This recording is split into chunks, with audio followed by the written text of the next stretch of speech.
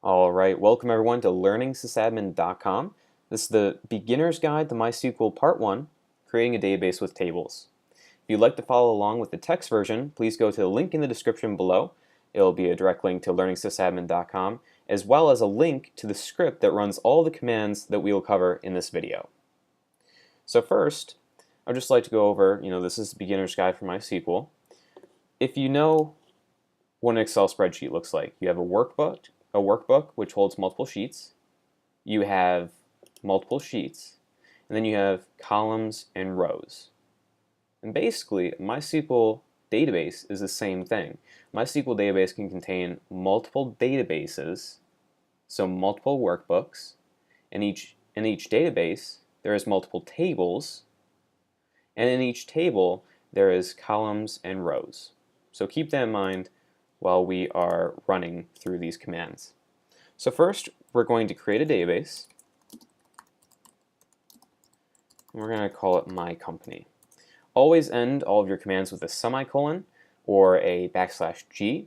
We'll discuss that further later. But we see that our query returned OK, one row affected. Perfect, our database was created. So next we want to switch to that database that we just created. So we're going to type in use my company. And now it says database changed. Cool. So now we're going to create our first table. So if we go back to the Excel analogy, we just created the workbook, and we just decided to use that workbook. Now we're going to create the sheets that go along inside of it. So we're going to run create table. We're going to give it a name, so let's call it employees. Now, we didn't end that with a semicolon.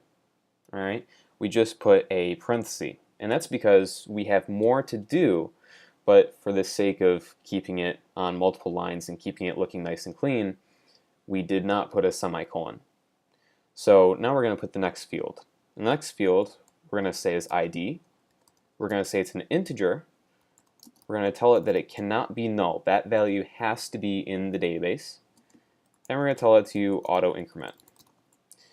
So basically, we want each employee to have an ID. Doesn't matter what it is, but it has to be different than everyone else, and it has to be there, and it has to be an integer. All right. Auto increment allows us to not even need to type in a number. It just, once you insert an employee, it will assign it the next number available. This is good because it will prevent duplicate numbers being used, which can cause problems. Also, you want to make sure that it is a randomly generated ID instead of the first name or last name, in case you do have an employee with the same last name or first name. All right, so we're going to go hit enter again. And remember, we didn't do a semicolon. We did a comma this time because we still want to enter more information. So we want their first name. We're going to set it as a varchar, variable character. The max number of characters that this can be is 20. We're also going to say that this is not null. It cannot be left blank. Comma, because we're not done. We want their last name. We'll say varchar 20 and not null. Next, we're going to record their phone number. We're going to say varchar of 12, saying that we're entering 123-456-7890. But we're going to leave this as it can be left null. So we're not going to write not null. If we don't need their phone number, we're not going to keep it in the database. And then next is year of birth.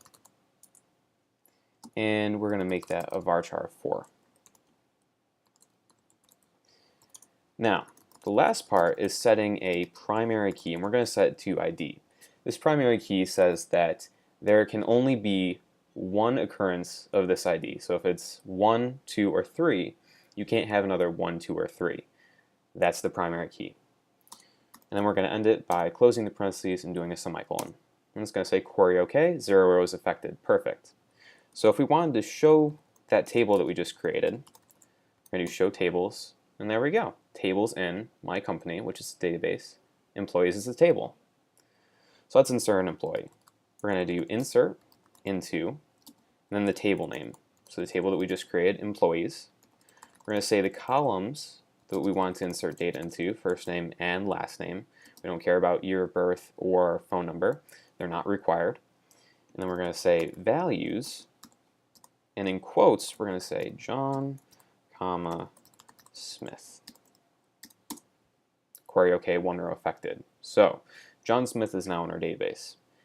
To see a list of employees, we're going to do select star is the wildcard, it says anything from employees, and with a semicolon, and there's John Smith.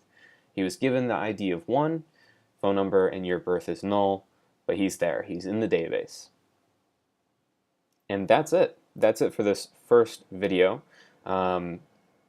We just learned how to create a database, create a table within that database, and insert an employee into that table, and select the information that we just put in there. So that's part 1. For a text walkthrough, again, please visit learningsysadmin.com. The link is in the description below, as well as a script that runs these commands for you in case you want to look at it or run it yourself. And remember, if this video helped you, please like the video, subscribe if you want to see more, and check out our website at learningsysadmin.com. Thank you so much for watching. Have a good day.